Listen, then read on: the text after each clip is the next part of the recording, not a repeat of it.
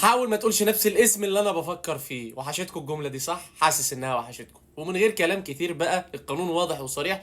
تقول نفس الاسم اللي انا بفكر فيه تخسر، تقول اسم تاني تكسب، ويلا بينا. واول راوند بقى نسخن مع بعض كده. عايزك تقول لي اي منتخب فاز بكاس العالم في اي نسخه من النسخ اللي اتلعبت. اي منتخب يجي على بالك. خلي بالك لان الاسم اللي انا بفكر فيه هو منتخب فرنسا. لو قلت فرنسا يا معلم يبقى انت خسرت، ولو قلت اسم تاني يبقى انت مكمل لراوند 2. وراوند 2 بقى يا معلم، عايزك تقول لي منتخب قدر يكسب اليورو على مدار التاريخ. اي منتخب قدر يحقق اي نسخة من بطولة اليورو قول يا معلم. وخلي بالك لان الاسم اللي انا بفكر فيه هو منتخب هولندا الطواحين. لو قلت هولندا يا معلم يبقى انت خسرت، ولو قلت اسم تاني يبقى انت مكمل لراوند 3. راوند 3 بقى عايزك تقول لي اي منتخب قدر يحقق بطولة الكوبا امريكا. اي نسخة من بطولة الكوبا امريكا قول يا معلم. ولكن احذر لان الاسم اللي انا بفكر فيه هو الالباسيليستي منتخب الاوروجواي. لو قلت الاوروجواي يبقى انت خسرت، ولو قلت اسم تاني يبقى انت مكمل لراوند 4. وراوند 4 بقى ونيجي لقارتنا حبيبتنا قارة افريقيا. عايزك تقول لي اي منتخب قدر يكسب بطولة الامم الافريقية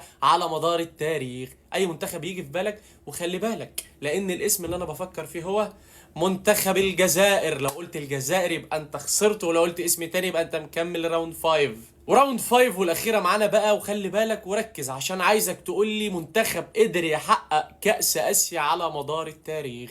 اي نسخه من كأس اسيا عايزك تقول لي منتخب فاز بيها. وخلي بالك لان الاسم اللي انا بفكر فيه هو الاخضر السعودي منتخب السعوديه. لو قلت منتخب السعوديه يبقى انت خسرت، ولو قلت اسم تاني يبقى مبروك عليك. واحب اعرف في الكومنتات وصلتوا راوند كام.